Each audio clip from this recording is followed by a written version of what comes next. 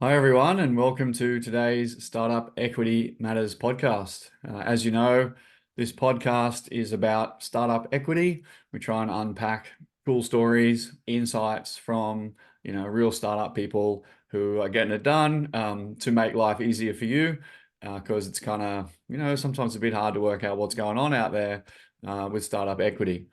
I'm particularly excited for today's episode. There's so much startup stuff in this one. We're going to talk about one of the hottest secondary transactions getting around, which is Canva, which is one of the world's most successful startups. Super excited to chat a bit about that. We're going to talk a bit about product market fit, which is super interesting, and a bunch of just equity goodness. Was such a great guy. Christian is a long time supporter and friend of Cakes. He's got an incredible startup journeys. He's done so much stuff already. He's been, right involved in the recent Canva secondary. And yeah, just has done so much stuff and really had equity throughout his journey. So welcome very much, Christian. Happy to be here. Thank you, Jason. Cool. So the topic today we're going to cover, we're going to talk about startup equity success. We've got the Canva story. Definitely, there's been two secondaries at Canva in the last few years, so we're going to, learn a little bit more about that. It's pretty cool. We love unpacking equity success stories and talking about, not just the financial side, but what opportunity that creates, for these people, and then hopefully that inspires you and helps you, on your journey. Also, Christian was at Atlassian too, so really knows how to pick, really knows how to pick a startup. But we'll be covering much more, including his ongoing success with his new startup, and we'll be digging into something that Christian and I are both very passionate about, which is 0 to 1 product market fit, including how Christian helped Cake along the way as well as a mentor. So, look, to kick things off, I better shut up now. Mate, can you tell us a bit about the hot topic in startup land globally, but very much so in Australia, possibly the biggest event, a financial event in Australian sort of secondaries history? Yeah, Canvas, For, big for sure. news. For Getting sure. some. Yeah, it's very exciting times. I think yeah, anyone who's worked at Canva over the last few years has, I think, been holding out for this secondary. We had bit of a break between the last one, which occurred in 21, basically at the height of the market, $40 billion valuation. Interestingly, prior to that, it was happening yearly from what I hear. I was actually only eligible to participate in a secondary for the first time in that 2021 secondary. Part of the equity contracts mean that there's a 3-year lockup before you can sell. So I joined in January 2018, and so yeah, that 2021 boom. I mean, what a secondary to be able to participate in. I think with the benefit of hindsight, I maybe would have sold a little bit more at the top, but I was obviously a very big believer in Canva's mission, and I still think there's huge upside in yeah, in the company, in the stock price.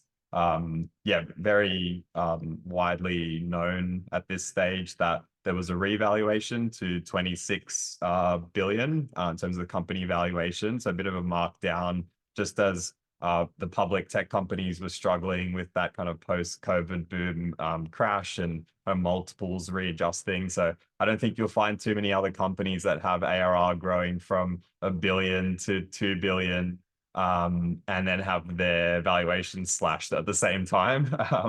But yeah, I guess that it's an interesting case study in the disconnect between market prices and intrinsic value. So Yeah. I don't yeah, think you find many companies going from 1 billion to 2 billion ever anyway. So that's a hell of an achievement in the first place. Exactly how we price these things is a bit of a mystery and a bit of a lottery, and there's many factors at play there. But yeah, incredible company, one of the greatest ever private companies. I think when it was valued at 40 billion, it was up there in the top handful, of private companies globally, with the likes of Stripe. So incredible achievement, one of the greatest success stories of Australian business, and from an equity perspective, we just love seeing the opportunities that it creates for everyone, for investors and for team. I think today we're going to focus on the team. So yeah, I mean, what can you tell us a little bit more about, like, maybe we'll do it in order. So, you were able to participate in 2021. Obviously don't share too much info. But yeah, like I'm sure people would like to understand, yeah, like what, if you can share what type of equity it is and, yeah, just Yeah, a sure. little Happy bit to of give a bit basics. more detail there. I'll try steer away from like specific numbers, but can Yeah, definitely give you good a sense idea. of ballpark. um yeah, it's super interesting. Like when I joined Canva, I tell people it was like my third time lucky because I started as a grad at Atlassian and there was an ESOP there. There were RSUs actually. And then eventually 2 years into my full-time working career, joined this startup and was really going for the home run with that startup, like getting in from a really early stage. How many But people were there at Canva when you joined? Do you remember? I think there was around I think there was around 150 total, Yeah. Yeah. maybe about 100 engineers. Um, Wow. It's still a pretty decent sized company then. Yeah, yeah, and totally. And the other funny part of it was that the 1B round was just closed but not yet announced. And so I was actually deciding between Canva and some other offers that I had at the time, and was fortunate enough to get on the phone to Cliff, and Cliff basically gave me the news about the 1 bill round. And so certainly from my perspective in terms of value calcs of the equity, I assumed that a lot of the upside was already priced in. So I think, Yeah. yeah, funnily enough, Yeah. I kind That's of my, fair. yeah, That's a my fair my assumption. It's like, whoa, you guys are already worth a bill. Like there Yeah, can't be yeah. I too think the much previous upside. valuation was around the 300 mil mark, right? So it was accelerating at a dramatic pace. And I thought, best case scenario, I'll be there for 4 years. I want to stick it out this time, invest my equity in a company that's doing well. I kind of missed the boat a little bit on that one, leaving maybe too early from Atlassian, at least from a financial perspective. I think for career reasons, it was definitely the right choice. But yeah, I think in my models, I had best case scenario 4B after the 4 years. So to have an Yeah. outcome that was like 10x, that was seriously mind blowing. Um, Crazy. And even but 4x is fine, right? Like you might be getting 20, 30, 50K worth of equity. I don't know, like depending on what your offer is. And you get that over 4 years and then that 4x is, I mean, that's still a cool outcome. yeah, One little exactly. insight I'm picking up here that people could learn from is, you've come into a later stage company, if it's already got the $1 billion val, but it's probably a lot closer to having liquidity at that point than if you choose the really early stage option. They could be 6, 8, 10 years away from having any sort of material liquidity event. So that's an interesting insight.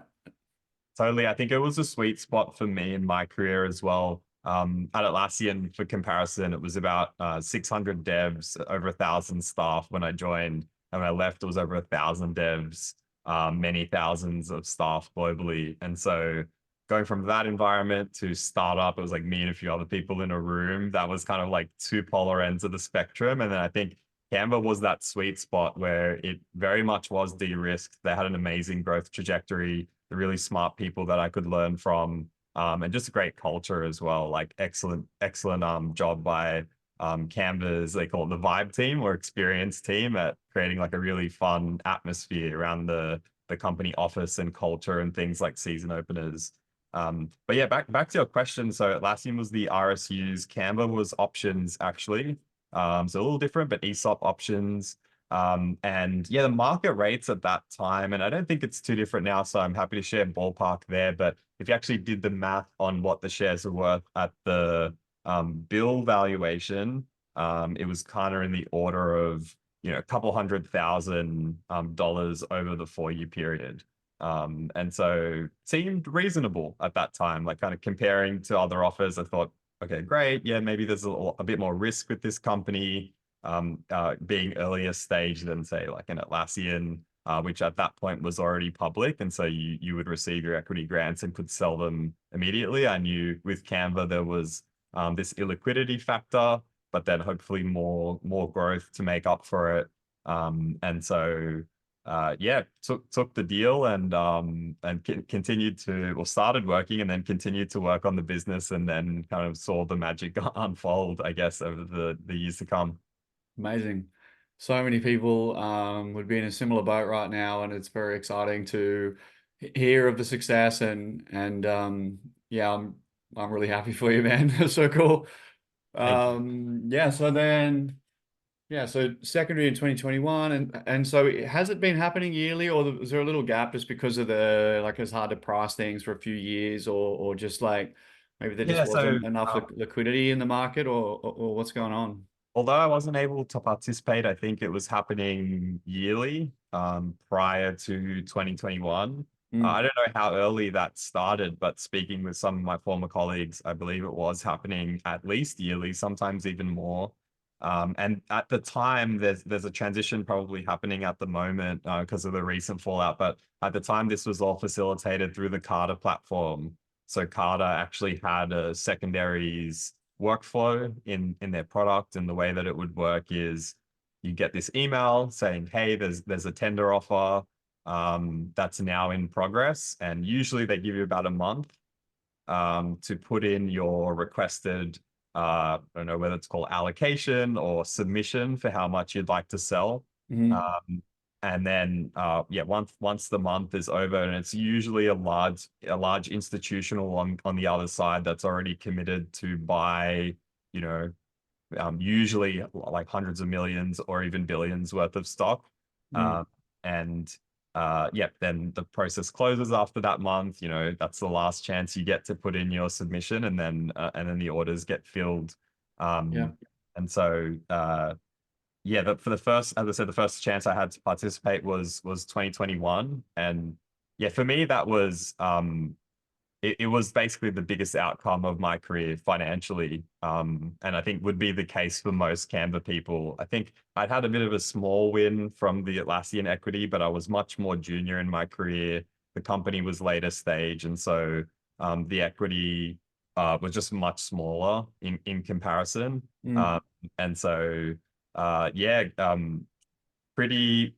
pretty crazy timing as well with COVID and the acceleration that had up to that 2021, yeah, 40B raise with Canva, with the whole like work from home, learn from home, and all the eyeballs that were being driven to, the likes of Zoom, but also Canva, things like learn from home. I was working on the education team at the time. So yeah, couldn't have been better timing for like that kind of top in terms yeah, of so market aspects definitely playing a part. But then, yeah, after the 2021 secondaries, kind of height of the market, there was that big correction. So I believe it started with Blackbird in conjunction with some of the super funds of Australia, which are direct investors in Canva, wanted to come up with a fairer value for the company, knowing that that 40B was probably a bit aspirational at the time of that 2021. It was both a raise and then a secondary transaction afterwards in 2021. So in 2022, there was a pause, no secondary activity, no fundraise, just as those prices readjusted. But an independent valuer came up with that 26B number for Canva, down from the 40. And then I guess everyone was kind of hanging out, yeah, through 2022, then 2023, and even last year, things were a little bit scary with the Silicon Valley Bank collapse, crypto mm, winter, tech stocks taking a pummeling.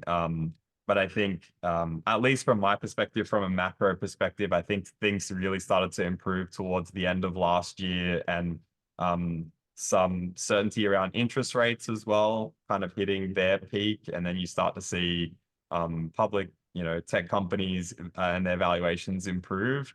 And I think that combined with Canva's continuing phenomenal growth. I mean, yeah, I think it's widely known now that they're on track for the 2 billion ARR, which has created this opportunity. And I think um, it's a pretty great opportunity in terms of price for the institutionals who are buying now at essentially a 25x multiple on a company with a huge growth rate, over 50% year on year ARR growth, and at the scale they're at with the billions of revenue.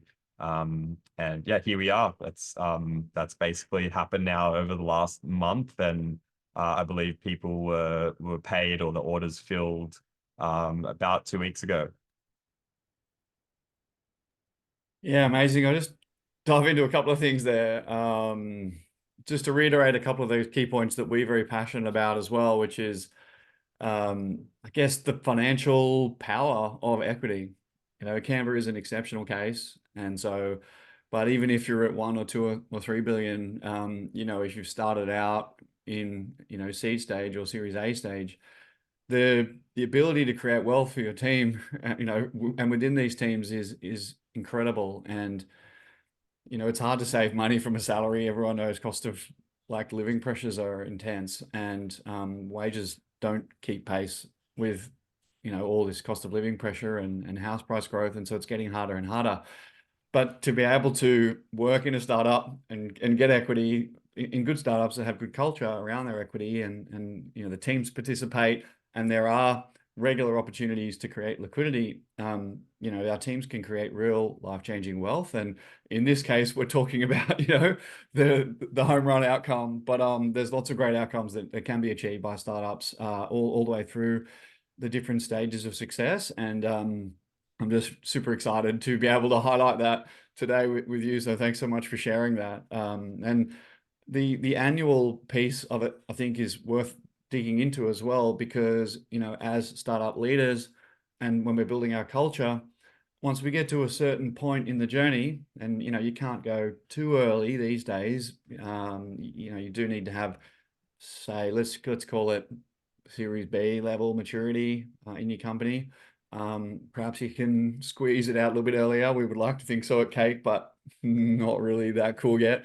But once you get around that sort of late Series A, Series B maturity, you can definitely start creating liquidity, and setting prices and having annual opportunities for people to sell down portions of their equity. I don't think it's normal to sell all your equity or anything like that, but I think companies would normally set a limit, say 10-20% each time, and then you can sell that over time and utilize those things for really important life expenses like homes and school fees, and like perhaps even holidays or whatever's important to you. There's it's really, really valuable in the real world, and it's not just on paper. And we're so passionate about that at Cake. So again, thanks for sharing and giving us an opportunity to talk through a real life example of how that happens. The last No thing I want worries. to touch on is culture. You talked about Canva having a great culture. I've certainly heard that many times. The vibe team sounds cool. We do have more or less have a vibe team at Cake too, so that's nice to hear. Um, but yeah, how is the Canva culture? Can you share a little bit about that, and maybe particularly around equity culture, if that's something we could touch on? Yeah, for sure. I might just start with the culture more broadly and then kind of drill into the way the equity side was managed. But yeah, the Canva is a pretty special place. I think firstly very unique that it's run by, Melanie Perkins. You have a woman CEO running this multi-billion dollar company, and especially in the tech and software space, just wasn't an archetype that we were used to seeing, like especially from my perspective, having worked for Mike and Scott at Atlassian. And so kind of had this perception of a typical tech CEO founder being this like nerdy computer science graduate, like your Bill Gates, Mark Zuckerbergs of the world. And so to see that mold broken and a totally different type of person with a different background running a company was, I think, probably one of the most interesting aspects, and that had like a very natural effect on the culture. Um, Obviously things like all the perks and great office space that you come to expect from a lot of tech companies. I think Canva was somewhat unique in Sydney, in that maybe similar to Google, they had the like in-house catering. So I remember the first time I ever visited the office for a recruiter chat, I think it was, maybe it was my interview, but sat down with a bunch of the Canva team folks and just grabbed lunch, like, went and did the whole self-serve. And I was like, wow, this is different. This is definitely different to what I'm used to. Really Um, personal, eh? Not cold and stale. Eating with like having a meal with someone is a really kind of great way yeah, to connect. exactly the kinds of conversations, like hallway conversations or lunch conversations, and the people that you meet that aren't from your immediate team. I think, yeah, the opportunities that it creates for those serendipitous conversations is definitely a part of the culture. I think the other thing worth highlighting, it was a big difference from Atlassian to Canva, was Atlassian was very engineering centric, and that was reflected in their quarterly um, cadence of what they called ship-its. So every quarter they would do this ship-it, which was essentially a hackathon that everyone participated in, but it was really the engineers who were able to produce something kind of new and cool that were generally glorified, rewarded, and won the competition, because it was a competition at the end of the day. Whereas I think with Canva, it was really different. They had this concept of season openers. You could call them season closers if you want, because in between, one season to the next. And I think it may have changed now, but we initially operated on the Australian season, the spring, summer, autumn, winter. And so as the season changed, they'd throw a huge party, we'd celebrate the wins that had been achieved over the last quarter, and then also painted a picture of what the vision looked like for the upcoming quarter. And so that was the moment where you were held accountable for your goals, but then also got to set new goals for the future. And so, yeah, really interesting cadence and fun cadence around like the way the company operated. And you could kind of notice the stress levels rising as people wanted to get things in for the season opener. And it was usually this big presentation where certain teams would share.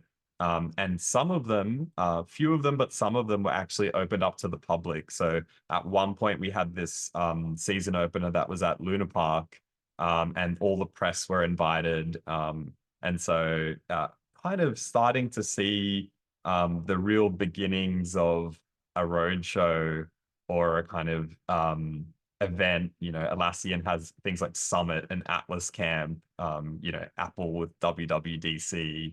And Amazon, of course, has all their events. So Canva initially starting to dip their toes in with the season openers, so making the quarterly company cadence around goal setting something that they could share. But they've actually gone even deeper into the events now with the Canva Create events. I think last year was the first official one, and then there's one coming up in a couple of months as well. So yeah, really big contrast there. Just the engineering centric culture with hackathons and ship-its at Atlassian. And we did have some hackathons at Canva, but the primary quarterly cadence was, I would say, very Prezzo driven. So like giving a presentation and offering often painting a picture of the future. And so yeah, designers were often very busy making slides and making mocks and designs for slides like around that season opener period. Oh, that's super interesting. Yeah, you can see like very creative way to sort of develop those skills the company needs. So it's like practicality and creativity and fun coming together. So yeah, really interesting insights there. Look, I could talk about this stuff all day. It's one of the most interesting companies of our generation, but it's really important. We've got some cool stuff to do next.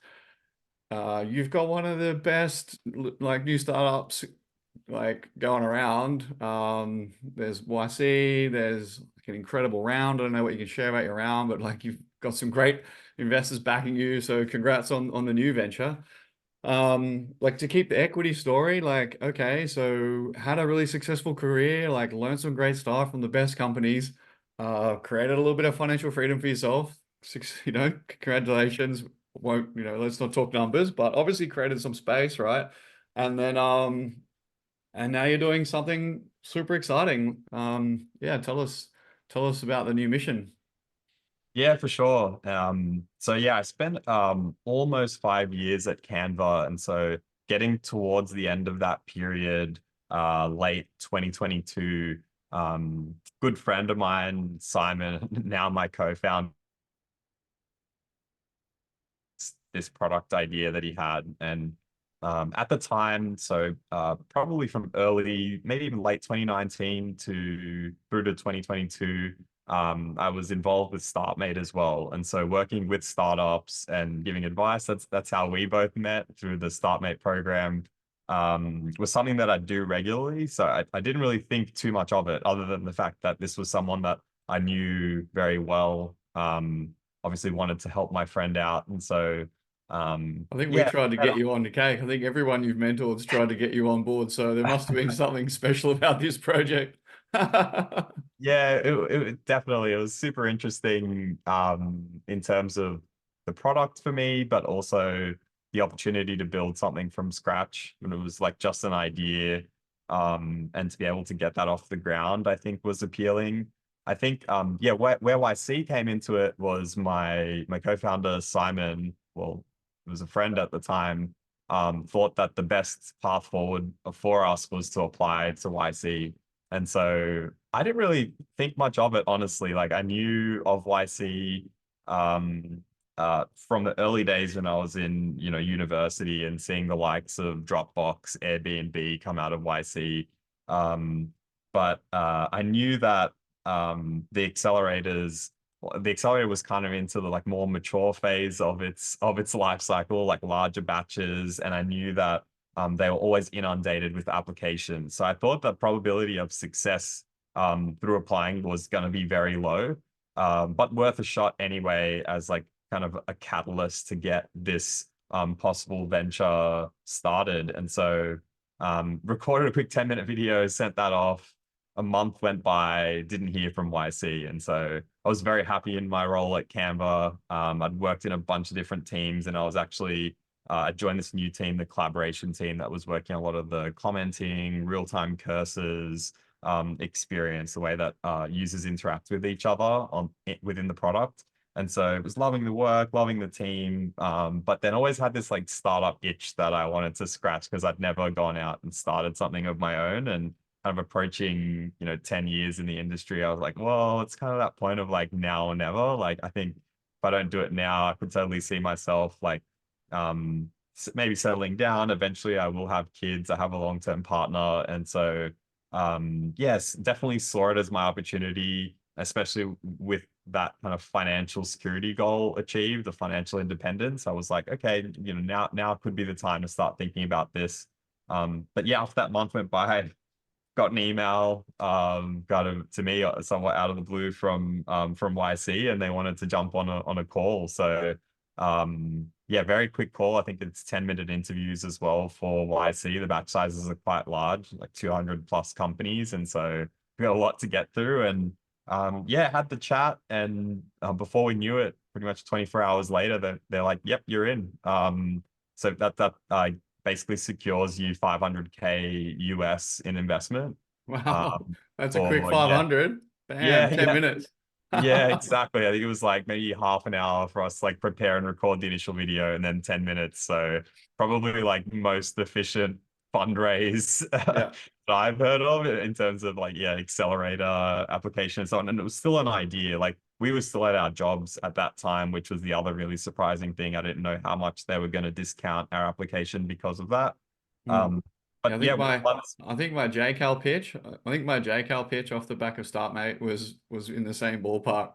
When yeah, he led our round, I was like, what happened? That was insane. US accelerators and VCs, they're efficient. They don't need a lot of time. It's like they're looking for something, and when they see it, they're like, get in.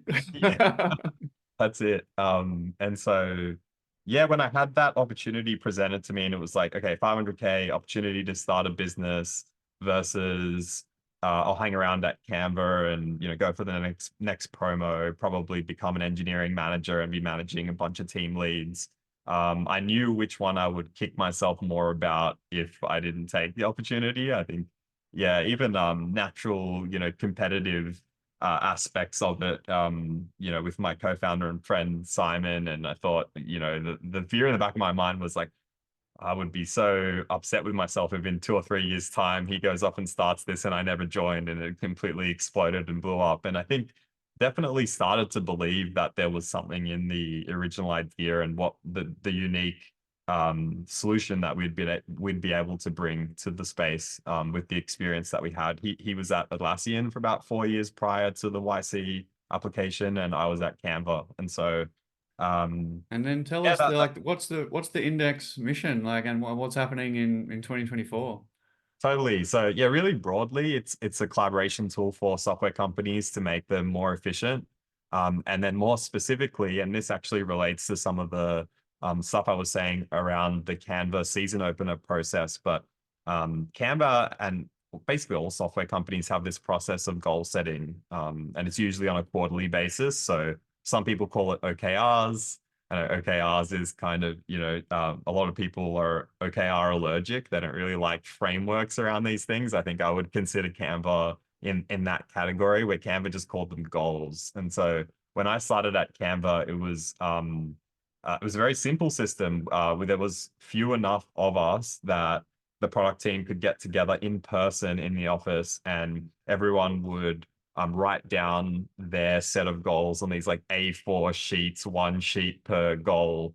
And then we'd stick them on the wall, and Mel would walk around with each of the teams, see the goals, and then maybe give some feedback. And we'd always pick a goal celebration as well. So if we achieve this goal, we'll celebrate in so and so way.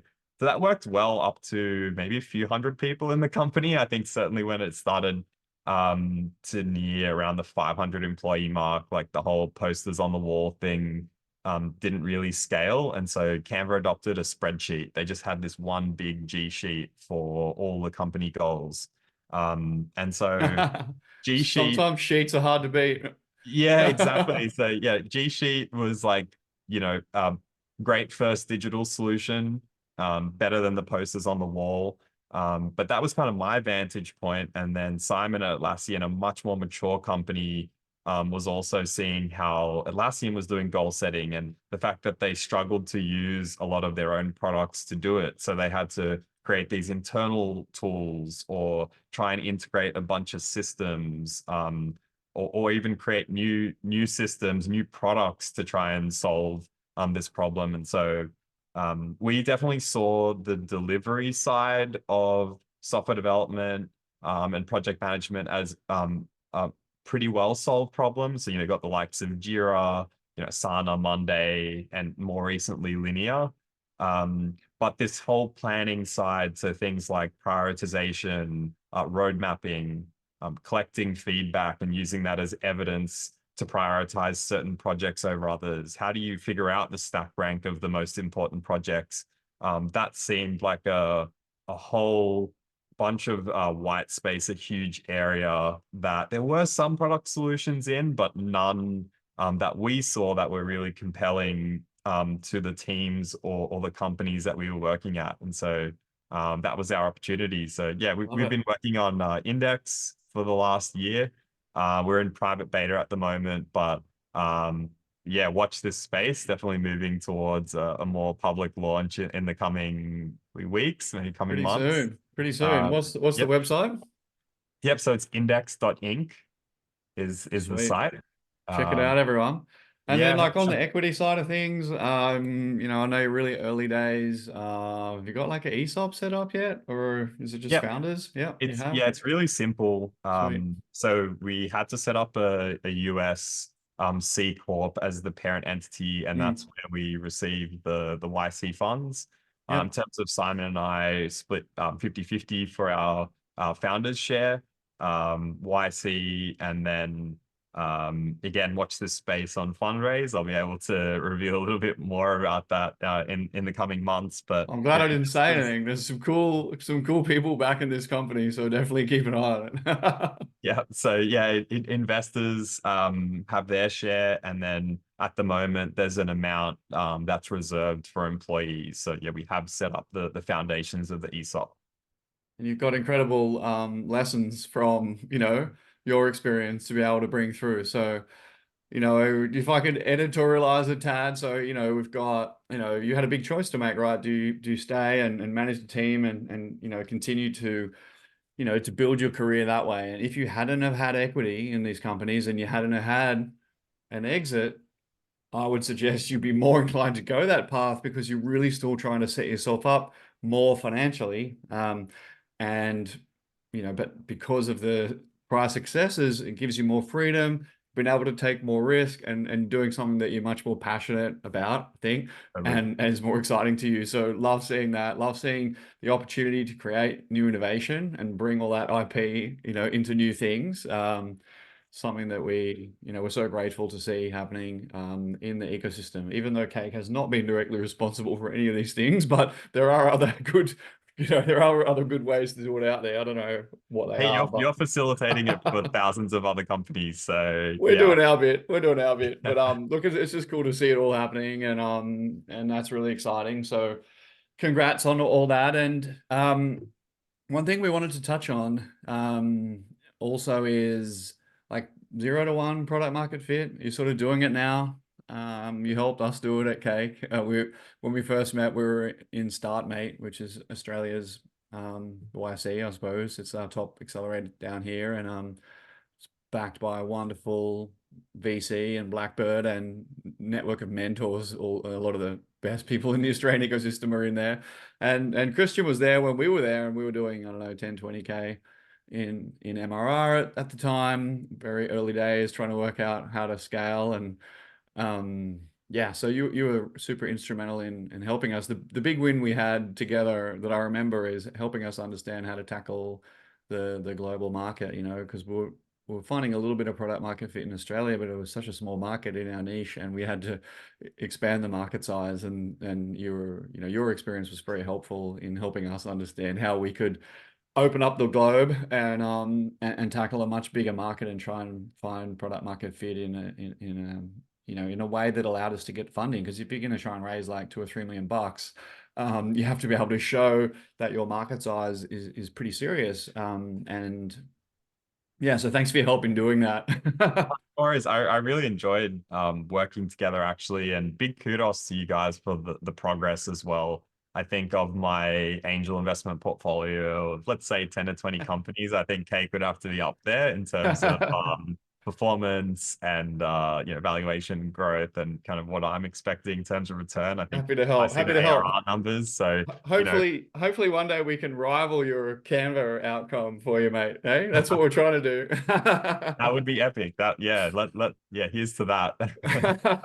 do. Yeah, it's been incredible to see, and certainly very inspirational for me doing the 0 to 1 thing, because I think one of the most challenging parts about starting a company is you're entering the competitive landscape. And I think especially in the 2020s, 2024 and beyond, no matter what you're doing, there are going to be other players out there, especially if you're in a large market. And so I think it was really educational for me to see Cake enter the space as a relatively new kid on the block, and then over time become a very established player and pretty much the go-to equity platform, like certainly here in Australia, and I think that's becoming the case globally as well. And so um, we as founders love to use a lot of these examples, like looking at other case studies of companies which have done a similar thing. Like, I was on the Confluence team. And so when I first saw Notion, I thought, this is a Confluence clone. Like, what's so special about this tool? But, then seeing the growth of that over time and the adoption across startups, and similar for Linear with the Jira journey, and Jira being this juggernaut like ticketing system that's used probably across the board, like considered best of breed ticketing, especially in established enterprises. But then you have this new entrant of Linear with their ticketing system. And at least for our YC batch, like almost every company we spoke to was using Linear rather than Jira. And so it's super interesting how those like generations of products evolve over time, and then the reasons for why certain products establish a foothold in a category and then can move towards category leadership. And so, yeah, something we think a lot about with Index and the category that we're entering.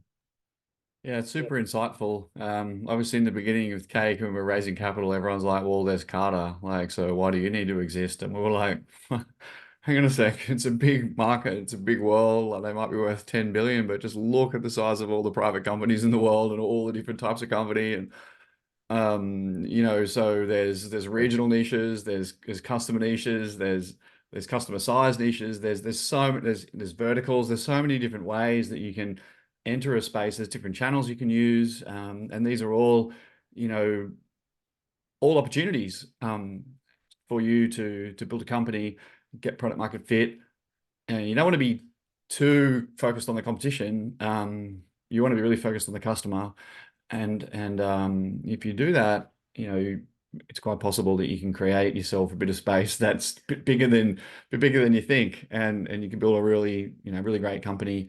And then if you've got a great company and a great culture and great momentum, you can see how far these companies can go these days. It's not like, oh, we can only have this one product in this one market over like 10 years. It's like, no, we can have 10 products in 3 or 4 markets over time because we're a bloody great company. So I think there's a lot of energy in that. Another thing I heard along the way, one time I was talking to, I think it was Fidelity, which is like one of the biggest fund managers in the world. And I said, oh, the big dog in our market is Carter. And the guy like straight out laughed. He laughed. He's like, ha, we're the big dog. They're the little dog. And I was like, and I was thinking, oh, what does he think of us then? Yeah, I don't know who owns Solium, but like Atlassian was on Solium, and that was like a legacy platform. Yeah. It'd been around for a while before Carter as well. And so yeah, Yeah. I think I love these music analogies for this as well. It's like artists and genres. I see startups in a very similar way. It's like you look at any genre, there's going to be a whole bunch of like really successful artists in that genre, but then the emerging artists as well. And it's like that transition from like the old guard to the new guard Yeah. that is super interesting. My When you look daughter, at my the daughter put startups. on my daughter put on Katy Perry the other day, and I was like, oh, she's like the poor like Taylor Swift now, but she's Yeah, huge, so successful. She must be exactly. having like a few dramas this year while Taylor's like gone to God level. But it's an interesting insight, isn't it? I mean, there's so many ways to succeed. And so yeah, just got to get your head down, bum up, get that 0 to 1 product market fit done. And then once you do that and you can sort of product market fit, I think is a bit of a misunderstood term as well. It's not like, hey, people will buy my product. It's like, hey, people are buying my product at pace and I know how to sell it at a reasonable, like my unit economics are reasonably tight and I'm not going to grow and go broke. I mean, that's kind of so you got to have like quite a bit going on there to have product market fit so you can really scale your company.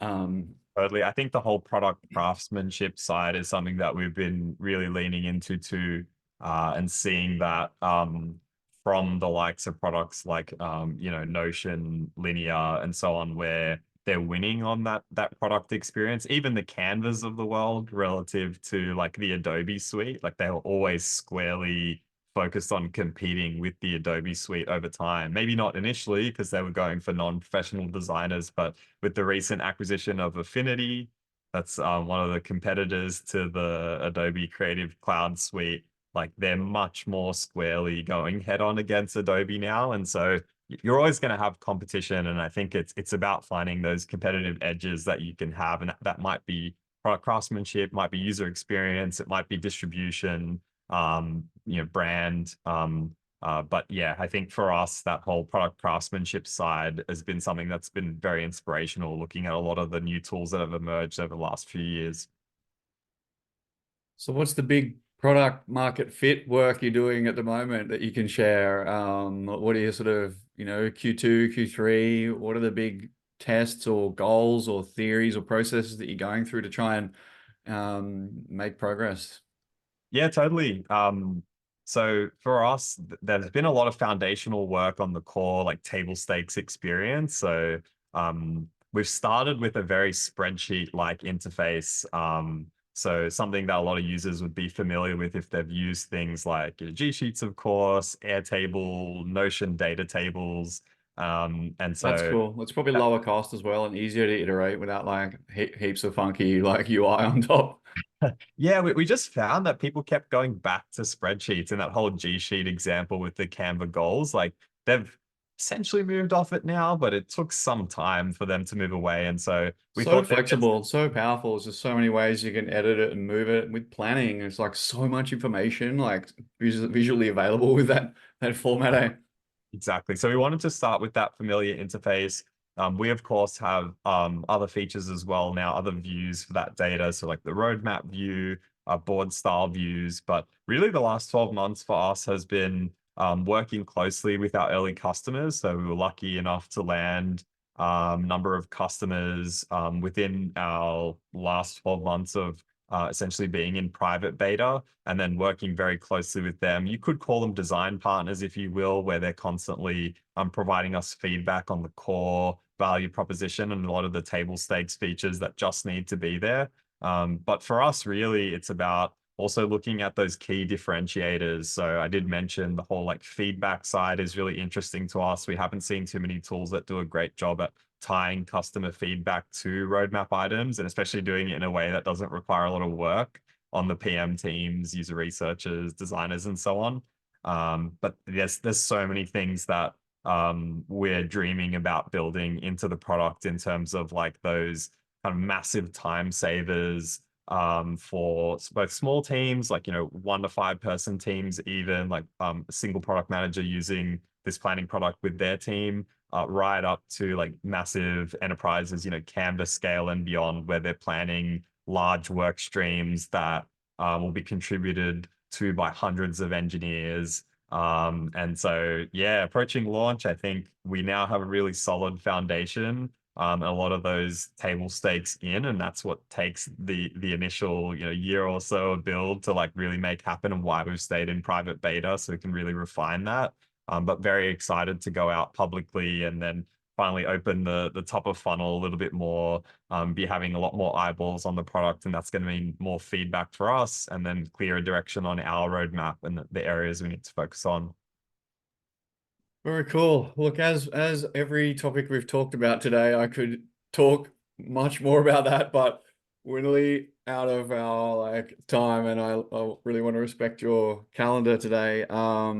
But hit cake up when you launch or before you launch. We're going to be happy to help. And of course, I see this problem inside Cake. We're a really, really, well-running team, but getting all this information in the right place to be able to prioritize is at minimum time consuming, at maximum ineffective. So definitely hit us up.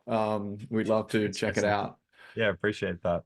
We always finish with our creative, healthy lifestyle question. Everybody knows at Cake we see health, looking after your health and getting in nature and being centered as a real asset to being creative and bringing positive energy and building a workspace where, everybody's the vibe's high, as we sort of said earlier. Yeah, how do you sort of see that? Have you got any insights from your career, or how you're looking to build this into Index? Yeah, it's a great question. I think from the maybe like health and fitness side, I'll start with that. But I think like just the basics, the fundamentals, like eating well is really big for us. Like currently looking at our office here, and like one of the high priorities for us was like having a great kitchen that we could use like regularly for ourselves. I think that's something that just started out of starting the company from SF while we're going through YC, and living out of this apartment in SF with just Simon and I, and like cooking most of our meals because, takeout food is pretty pricey in SF. Like it's an expensive place. And so I think that's one of the core pillars. The other side is obviously training. Look, you go through ebbs and flows with this, especially because oftentimes it's tough as a time commitment, but it's something that I've been prioritizing a lot more recently. And so for me, that's, weight training 4 or 5 times a week, a bit of cardio in there as well.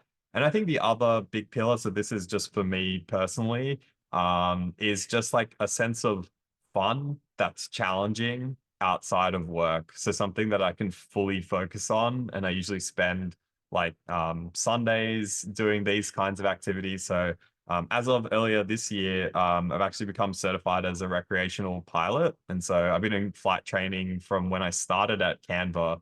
So it's been a while now, about 6 years. I've been doing it on the weekends, but I find that that's an activity where you kind of just lock in, fully focused on that activity at the time, like brings me a lot of fulfillment, like, satisfaction in overcoming the challenge of learning the various controls, performing the necessary maneuvers, passing the test. But yeah, I think I love anything basically with an engine. I always have done, like, so, big F1 fan.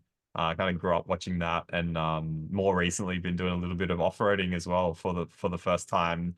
So got a little Suzuki Jimny and just been taking that out on the weekends with my partner or crew, some of my mates. So I think, yeah, work is, the all-consuming, like the big part of my life, and I'm spending most of my week doing that. But I do think it's pretty important for me to have that reset time, and whether it's me going flying or heading out into the Blue Mountains area with the Jimny, just having that time away is key. Mate, you sound super fun. That's a great answer. I'm intrigued about the flying thing. I might hit you up. My grandfather and my auntie were pilots, and I spent a bit of time flying when I was young off the back of that. And so I'm intrigued to, Cool. because I'm gonna considering adding that in to my next little phase to see if I get the same sort of enjoyment out of that as they did and you do. So we can maybe chat about that another time. But Yeah, look, for sure. Next time you're in Sydney, Jason, hit me up. We'll head over to Bankstown.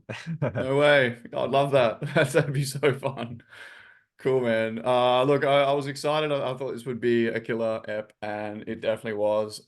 Every single thing we talked about, I could have talked about for more. I'm sorry if I missed things for listeners, but hit me up if you want to dig into any of those things in more detail. And yeah, I'd love to find an opportunity to have you on again, like later in the year, maybe see how you're going. But look, thanks a lot. I know. You're a very busy guy. You've been very generous to Cake over the years, and we're very grateful. Hopefully, we can make you a bit of cash on the angel investment side of things. But No doubt. congrats. Thanks for sharing. Very hot topic, and congratulations, and excited to see how you go with Index, and I'm sure we'll be catching up soon. So see you everyone. Thanks for listening. Thank you, Jace. Appreciate it. See ya.